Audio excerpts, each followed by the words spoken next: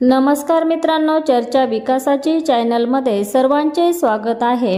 आज आपण शेतकऱ्यांसाठी अतिशय महत्त्वाची बातमी पाहणार आहोत। आता कांद्याचा ट्रॅक्टर आणि पॉवर टिलर साठीच्या अनुदानात 10 वर्षांनंतर वाढ करण्यात आली आहे। आता 25 टन कांदा चाळीसाठी 37,500 रुपये अनुदान मिळणार असून शेतकरी 1000 टनापर्यंत कांदा चाळ करू शकतो।